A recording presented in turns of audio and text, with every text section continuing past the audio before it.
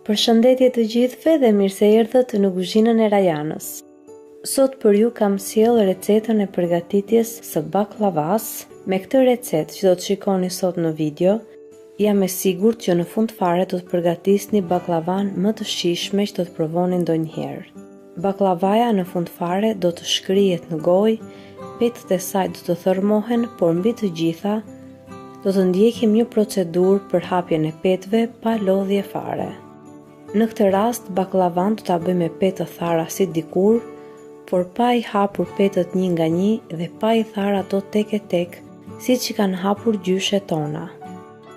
Pra në fund fare do të përftoni një baklava si baklavat që bëheshin dikur, pra aq të mira, aq të shijshme, por në këtë rast baklavan do ta përgatisim me një procedurë fare të thjeshtë. Dhe kur të shikoni videon, jam e sigurt që shumë prej jush do të filloni ta përgatisni baklavan me këtë metodë, pasi është një metodë fantastike. Unë do t'u sugjeroj që ta provoni që të gjithë të recetë, pasi në fund fare askush nga ju nuk do të dështoj, jo vetëm për përgatitjen e një baklavaje shumë të mirë, por as nuk do të lodhet për të hapur shumë petë, sikur veprojmë kur bëjmë një baklava normale. Tani le të nisim pa humbur kohë me recetën. Në fillim do të përgatisim brumin për baklavan. Për përgatitjen e brumit, unë kam përdorur gjysmë kile miell. E kam hedhur miellin tek tasi ku do të përgatis brumin, dhe pasi miellin e hapim pak me duar ose me një lugë, tek mielli shtojmë edhe 3 kokra vezë. Vezët në këtë rast do t'i shtojmë të plota.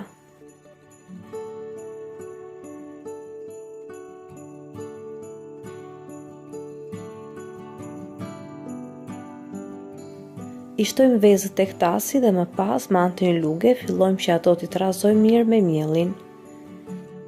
Gjithashtu mos harroni të shtoni edhe 2 lugë gjelle me uthull. Uthulla në këtë rast përdoret pasi në këtë mënyrë bëhen petët më të shkrifta. Dhe më pas tek tasi do të shtojmë edhe 1 gotë me qumësht. Qumshti është mirë që të jetë në temperaturë ambienti. Në këtë rast gota është 180 ml. Më pas tek mielli do të shtojmë edhe 1 filxhan me kos.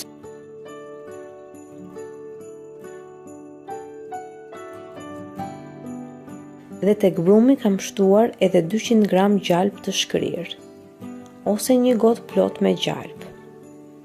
E shtojmë edhe gjalpin tek tasi dhe tani do të fillojmë të formojmë brumin. I përziejmë mirë të gjithë përbërësit dhe fillojmë të formojmë brumin. Në këtë rast do të formojmë një brum të butë që nuk na ngjisin duart dhe që në fund fare duart na shkëputen kollaj nga brumi që kemi përgatitur.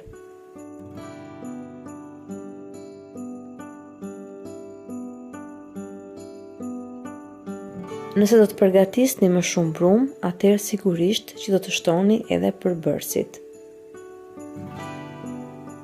Por për një tepsi normale, me madhësi mesatare, me diametër 26 cm, këto përbërës janë të mjaftueshëm për të përgatitur një baklava të mirë. Keni parasysh që brumin ta punoni sa më shumë të keni mundësi për disa minuta, pasi sa më shumë të punohet brumi, aq më e mirë del dhe baklavaja në fund.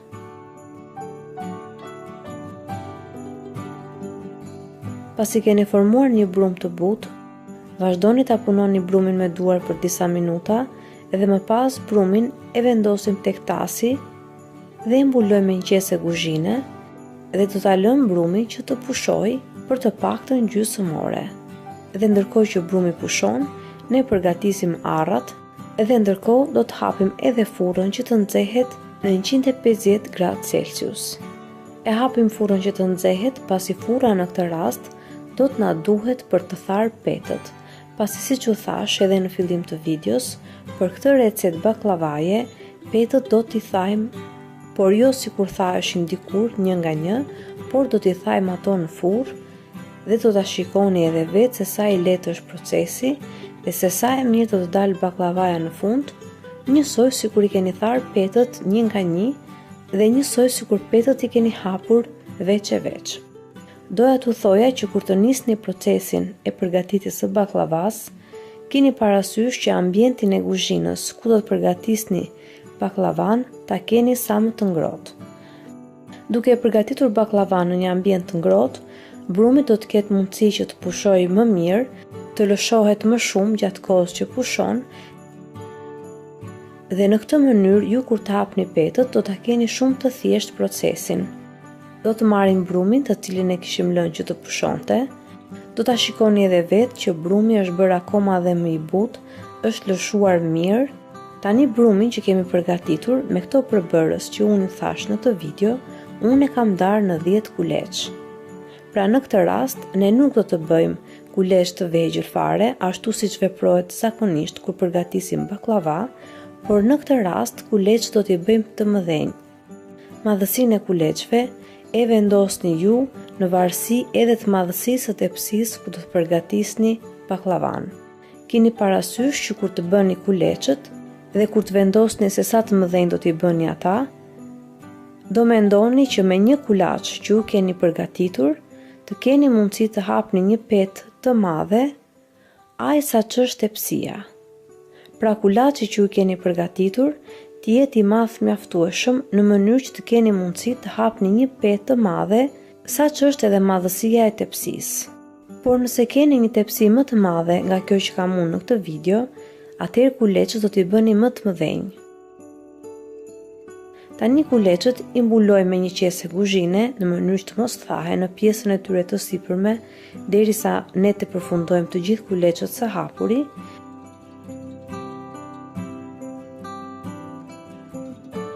Tani do të fillojmë edhe me hapjen e kuleçve.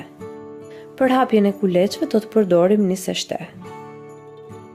Do të marrim kulaçin e parë, do ta spërkasim tavolinën e punës me pak niseshte dhe do të fillojmë ta hapim kulaçin duke përdorur ose tërhollës të trash ose tërhollës ose pecë të hollë. Unë në këtë rast kam përdorur edhe tërhollës të trash, edhe tërhollësin e hollë që përdor zakonisht kur përgatis petë. E kam nisur procesin në fillim me tërhollësin e trash dhe më pas e kam vazhduar me pecin e hollë, por nëse doni ju mund ta përgatisni baklavan me tërhollësin që e keni më të kollajt procesin. Dhe tani kulaçin do ta hapim në formën e një pete me madhësi pothuajse sa ç'është edhe tepsia. Gjatë kohës që hapni kulaçin, e spërkatni vazhdimisht me pak niseshte nëse është e nevojshme në mënyrë që petat mos ju ngjitet. Dhe kur e hapni kulaçin me madhësi pothuajse sa tepsia ku do të përgatisni baklavan, tani do ta lyejmë sipër me niseshte, siç e shikoni edhe në video. Dhe pasi e lyeni me niseshte, do t'i palosim të dyja anët e petës dhe për çdo palosje që do të bëjmë, do të lyej me niseshte. Tani të dyja anët e petës do t'i palosim sërish duke formuar një katror, siç e shikoni edhe në video.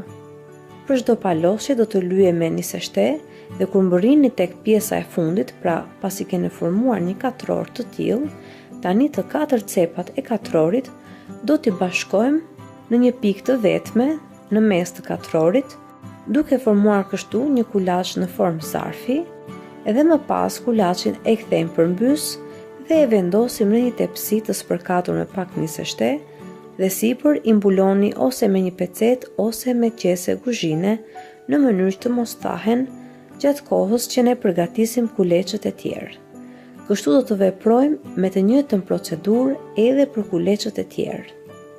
Nëse dikush nga ju mund të mendojë që gjatë kohës që ne i lyejmë petët ka shumë niseshte, mos keni merak fare, pasi gjatë kohës që petët do të hapen, niseshteja nuk do dallohet fare, pasi gjatë kohës që do të hapim petët më vonë, pothuajse nuk do të përdorim niseshte fare, dhe kjo niseshte është e mjaftueshme për të hapur petët e baklavas. Kjo niseshte që ne përdorim është e mjaftueshme dhe e domosdoshme për hapjen e petëve.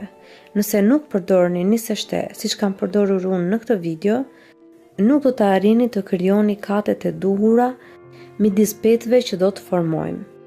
Prandaj niseshteja në këtë rast është e domosdoshme në mënyrë të tillë që nga një kulaç i vetëm që ne formojmë të krijojmë një petë me disa shtresa ose me disa kate, të cilat pasi do të thahen, do të krijojnë edhe ato katet shtresa të baklavas. Në këtë rast, unë kam bërë 10 kuleç, nga të cilët 5 do t'i përdorim për pjesën poshtë dhe 5 për pjesën sipër, pasi në mes do të hedhim arrat. Nëse dikush nga ju do të mendoj që kaq kuleç nuk janë mjaftueshëm për baklavan, do ta shikoni edhe vetë që në fund fare tepsia do të mbushet plot. Ualash ta shikoni edhe vetë me video procesin e përgatitjes së petëve të tjera, në mënyrë të tillë që ju ta keni sa më të thjesht procesin kur ta përgatisni baklavan në shtëpinë tuaj.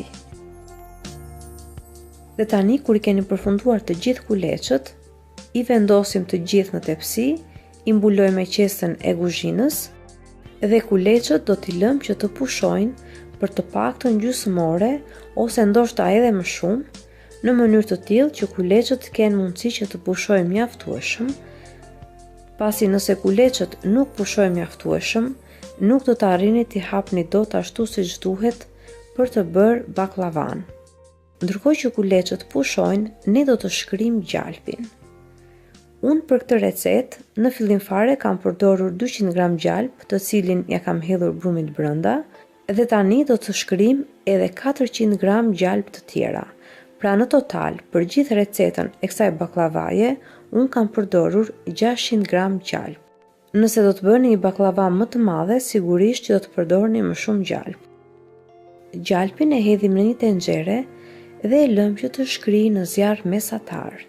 Kur gjalpi shkrin komplet, tani do të fillojmë të bëjmë heqjen e shkumës që gjalpi krijon sipër, e ulim pak nxehtësinë e zjarrit edhe e lëm gjalpin që të zjejë të paktën për 5 minuta në zjarr të ulët. Dhe këtë e bëjmë në mënyrë të tillë që nga gjalpi të heqim të gjithë hirën dhe kripën që gjalpi ka, në mënyrë që gjalpi që përftojmë në fund të dalë i pastër, pasi në këtë mënyrë, kur t'ja hedhim baklava sipër, ne nuk do të na krijohen ato pikat sipër baklavas, të cilat krijohen zakonisht nga kripa që ka gjalpi.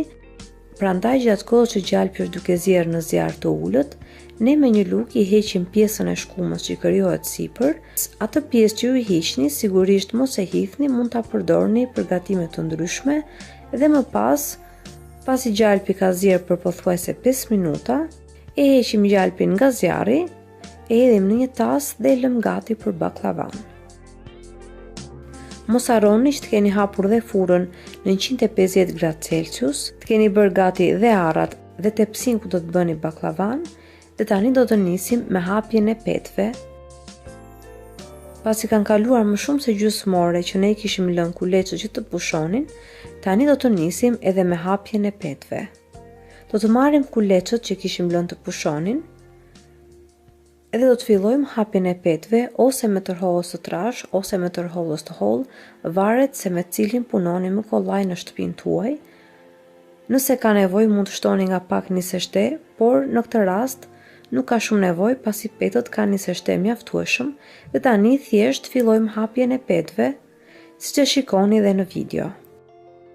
Do të hapim kulaçin e parë dhe kulaçin e parë do ta hapim sa që është madhësia e tepsisë.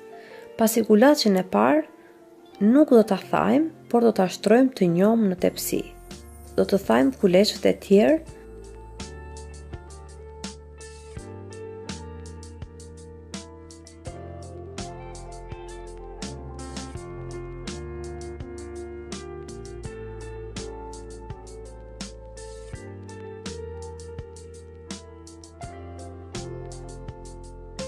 edhe pasi e hapim kulaçin e parë, me madhësinë e një pete sa që është madhësia e tepsisë,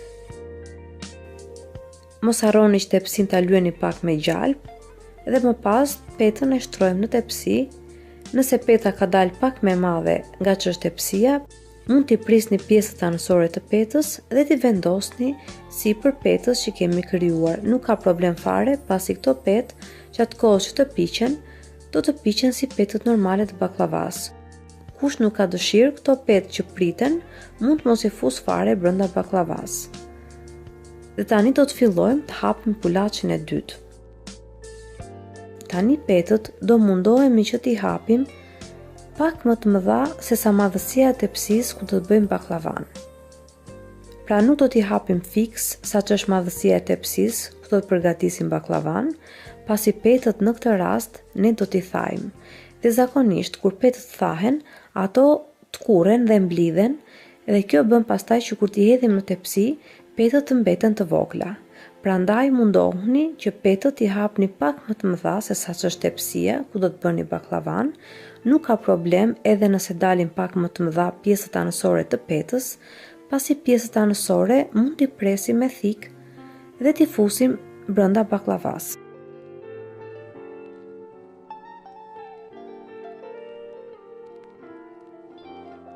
Edhe më pas, petët që keni hapur, do t'i hedhim mbi një tepsi tjetër, mund të përdorni një tepsi furre, pasi në këtë rast procesin e keni edhe më të thjesht, dhe tepsin me petën sipër do t'a fusim brenda në furrë për të krijuar tharjen e petëve.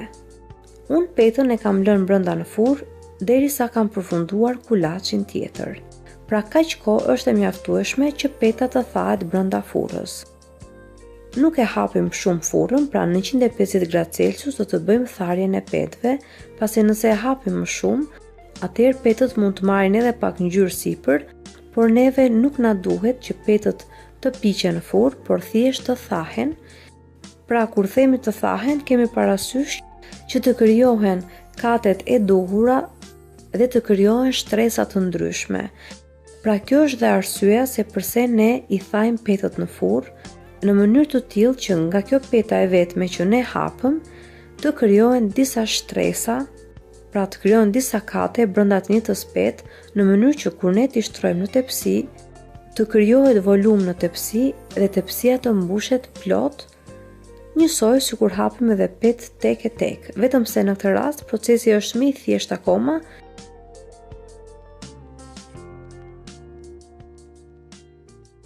Kur të përfundoni së hapuri petën tjetër, atëherë e heqim tepsin nga furra, ju e shikoni vetë me sy që peta ka filluar të ngrihet dhe të fryhet dhe në këtë moment ne e heqim petën dhe e hedhim në tepsi. Siç u thash edhe në fillim, duke qenë se petën e kemi hapur pak më të madhe se sa madhësia e tepsisë, tani kur ta hidhni në tepsi do të shikoni që peta është pothuajse njësoj sa që është tepsia, pra peta është mbledhur, është kurur dhe është bërë fiks sa që është edhe tepsia. Nëse ka ndonjë pjesë që është pak më madhe se tepsia, atëherë e prisni atë me thik dhe e vendosni brenda baklavas, nuk ka problem fare. Dhe kështu do të veprojmë me të gjithë kuleçët e tjerë, derisa të mbërrim tek peta e pestë, pasi kur të hedhim petën e pestë në tepsi, tani në tepsi do të shtrojmë edhe arrat. Arra unë në këtë rast kam përdorur 500 gram, pra kam përdorur gjysmë kile arra të qëruara. Më pëlqen që arrat përpara se t'ia hedh baklavas, t'i thërmoj pak ato në një blender, por nëse doni mund t'i hidhni edhe ashtu siç janë, ose mund t'i shtypni pak me duar si të keni dëshirë.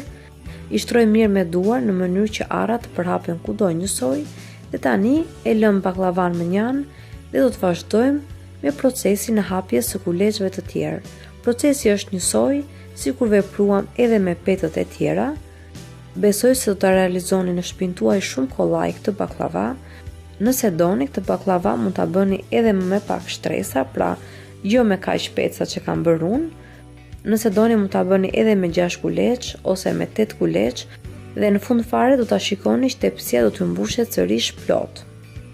Kur kemi përfunduar edhe kulaçin e 9, pra edhe kulaçin e 9 e kemi hapur, e kemi tharë atë në furrë dhe më pas e kemi shtruar në tepsi, tani kur të mbërrini te kulaçi i fundit, pra kur të mbërrini te kulaçi 10, unë në këtë rast e kam bërë me 10 kuleç, por nëse keni 12 kuleç ose 8 kuleç, gjithmonë kulaçin e fundit do ta hapim në formën e një pete me madhësi sa që është tepsia.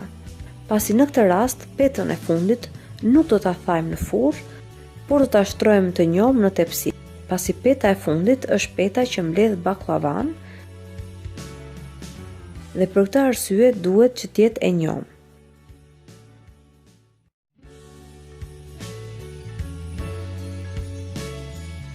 Dhe tani, Ajo që do të bëjmë është prerja e baklavas.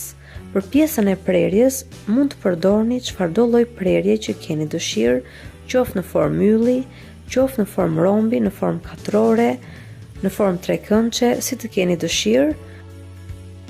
Unë këtë herë e kam prerë në formë rombi.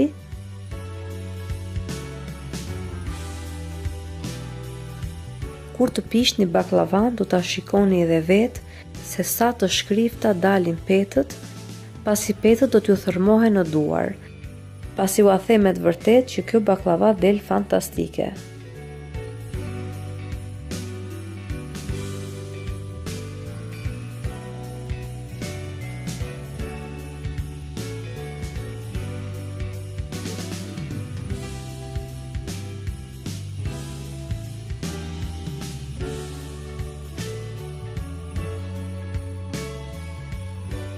Dhe pasi e prisni baklava në formë rombi, sipër do t'i hedhim dhe gjalpin e shkrirë, pra 400 gram gjalp të shkrirë, ja hedhim që të gjithë baklava sipër.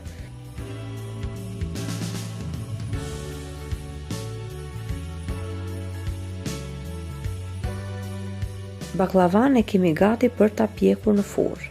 Përpara se ta fusni baklavan për të pjekur në furrë, mos harroni që furrën ta keni nxehur në 180 gradë Celsius, dhe pasi furra është nxehur mirë, të fusni baklavan dhe do ta lëm që të piqet në 180 gradë Celsius për të paktën 20 ose 30 minuta. Unë e lash në furrën time për 30 minuta, pasi furra ime pjek shumë ngadalë. E lini 30 minuta në 180 gradë Celsius, ose nëse keni një furrë që pjek shumë shpejt, e lini për vetëm 20 minuta në 180 gradë Celsius dhe më pas e ulni gradacionin e furrës në 150 ose 160 gradë Celsius dhe do ta lini baklavan që të piqet në furrë, pra në 150 ose 160 gradë Celsius për të paktën edhe 1 orë e gjysmë ose edhe 2 orë. Unë në total e kam pjekur këtë baklava për 2 orë. Si që thash, 30 minuta e kam lënë në 180 gradë Celsius, ajsa baklavaja mori atë ngjyrën e bukur të pjekjes sipër, dhe baklavaja mori atë hovin e nxehtë që në fillim, në mënyrë që petët të ndahen kate, dhe më pas unë e kam lënë baklavan edhe 1 orë e gjysmë në 150 gradë Celsius, në mënyrë që baklavaja të kulloj shumë mirë.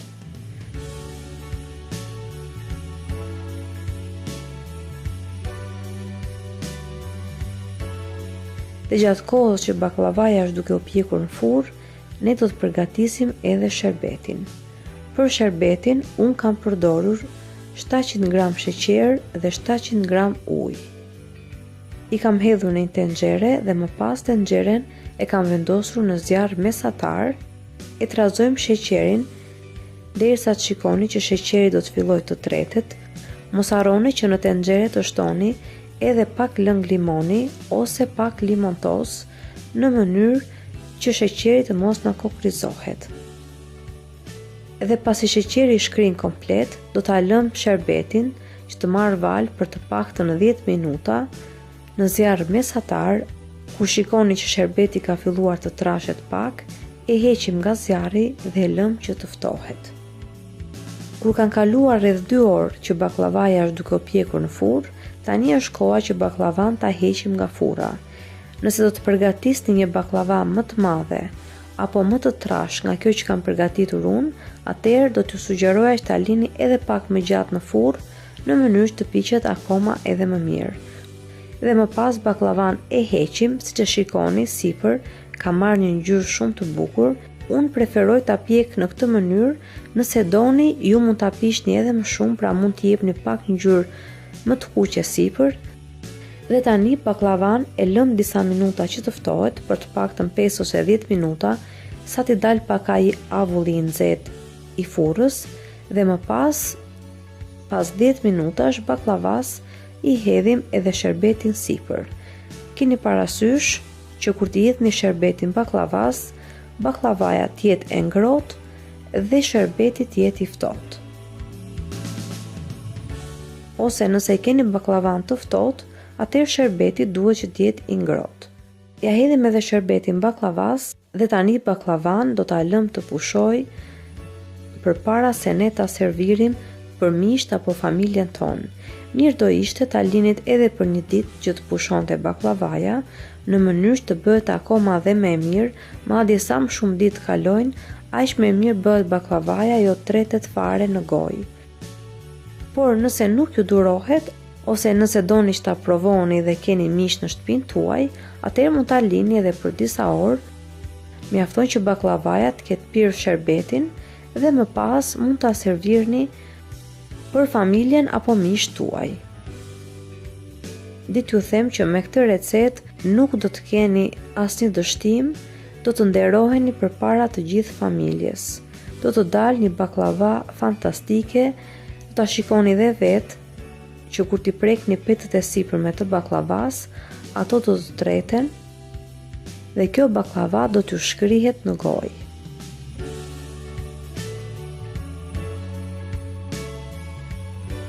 Prandaj, unë më sugjeroj që ta provoni këtë recetë dhe mos kini merak fare pasi ka për t'ju dalë një recetë fantastike.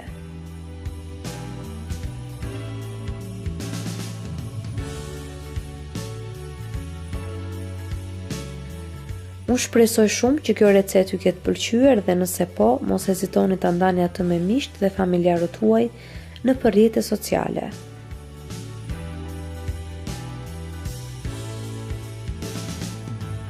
Gjithashtu mos nguroni të abononi në kanalin tim, si dhe të shtypni zilen e vogël anash kanalit, në mënyrë që të gjithë të njoftoheni se herë në kanal postohen recetat e reja.